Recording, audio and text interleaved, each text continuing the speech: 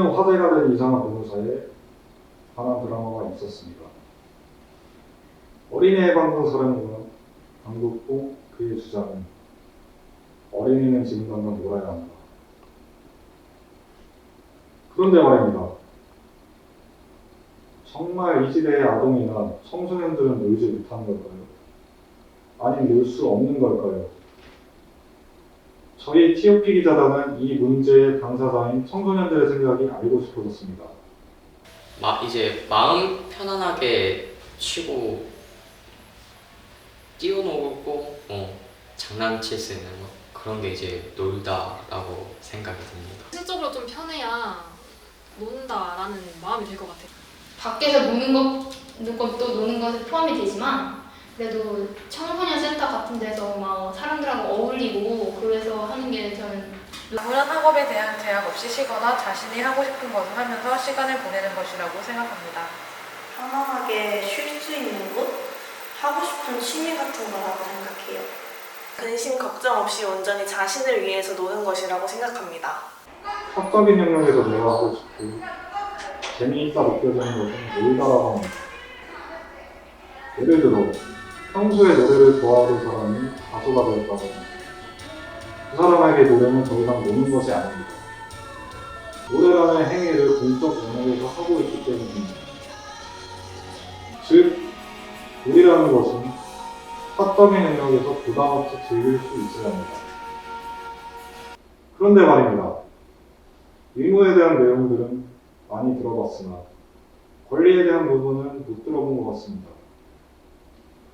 아직까지 우리 사회는 청소년들은 권리보다 의무가 더욱 요구시 되는 것 같습니다. 이거에 대해서는 생각을 해본 적이 없습니다. 뭔가 놀 권리가 있다라는 거는 동의를 하는데 저 권리가 있다라는 거는 이번에 처음 알게 된 것 같습니다. 청소년의 놀 권리는 지금 3학년 국어 시간에 배우고 있어서 많이 들어보고 알고 있어요. 청소년의 놀 권리에 대해서는 솔직히 몰랐는데 이번 인터뷰 제안을 받고 나서 인터넷으로 많이 찾아봤어요. 그래서 이번 기회에 자세히 알 수 있었던 것 같습니다. 코로나 전에는 이제 그냥 마음껏 운동장에서 친구들과 뛰노고 어디로 놀러 가고, 근데 코로나가 생기고 난 뒤에는 이제 마음대로 놀지도 못하고 이제 서로 떨어져서 지내야 되니까 좀 그게 많이 아쉽던 것 같습니다. 저는 과거에는 그냥 밖에 가서 놀이터에서 놀고 그랬는데 지금은 이제 센터를 다니면서 선생님들과 어울리고 이제 친구들도 만나보고 여러 사람을 만나다 보니까 그것을 하면서 이제 지내고 있는 것 같아서 좋습니다. 저는 과거에 노래방 가거나 아니면 카페 가거나 그렇게 제가 이렇게 움직여가지고 몸을 움직여서 활동을 했는데 요즘에는 그냥 핸드폰 하나만 있어도 틱톡을 한다거나 친구들끼리 아니면 유튜브를 본다거나 넷플릭스 본다거나 하는 식으로 변화한 것 같아요. 초등학교 저학년 때는 저희 집 앞에 골목길이 있었는데 거기 앞에서 친구들이랑 같이 뛰어놀면서 놀았어요. 근데 중고등학생이 되면서는 번화가나 친구 집에서 자주 놀았던 것 같고 과거와 달리 돈의 씀씀이가 좀 많이 커진 것 같습니다. 코로나 전에는 축제 같은 대회 같은 다양한 육체적으로 즐길 수 있는 것들이 많았는데 코로나가 생긴 이후로 축제들이 좀 더 적어지고 그래가지고 좀 더 육체적으로 활발하게 움직일 수 있는 경험들이 적어져서 보통 친구들이랑 카페 가서 다양하게 수다 떠는 형태로 노는 것 같아요.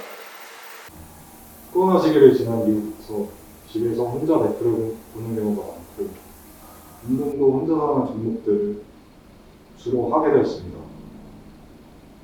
혼자서 즐길 수 있는 콘텐츠들을 많이 챙겼고 사회적인 분위기도 개인에게서는 존중해주는 방향으로 흘러가고 있습니다. 혼자 영화를 보고 카페를 가고 운동을 하는 것이 자연스러워진 요즘입니다. 학원을 다니고 학업에 스트레스를 영향을 받아 이제 여가 시간이 부족하다고 생각합니다. 제가 놀 시간이 부족하다는 거는 생각해 본 적이 없어가지고 다양한 학원도 다니고 학교에서 시간도 보내느라 다들 밤 10시, 9시 이렇게 늦게 끝나니까 여유 시간이 좀 부족한 것 같긴 해요. 수능 수시란 입시 때문에 청소년들은 총 12년 동안 치열하게 공부를 하는데요. 그러므로 이 청소년 기간에 놀 시간 혹은 여가 시간이 더욱더 적어진다고 생각을 합니다. 극소수만의 승자가 되는 과도한 입시 제도가 청소년들의 놀 권리를 빼앗아가고 있습니다. 청소년들의 학업 성적에 대한 부담감이 커질 수밖에 없기 때문입니다. 명문대에 진학을 하고 대기업에 취업하는 것이 성공의 척도로 여겨지는 사회의 암묵적인 분위기도 청소년들의 놀 권리를 누리지 못하게 하는 원인으로서 작용하게 되었습니다. 그런데 말입니다. 과연 놀 시간이 주어지면 우리 청소년들은 무엇을 하고 싶은지 궁금해졌습니다. 저에게 여가 시간이 생긴다면 친구들과 맛집을 찾아가거나 여행을 가고 싶습니다.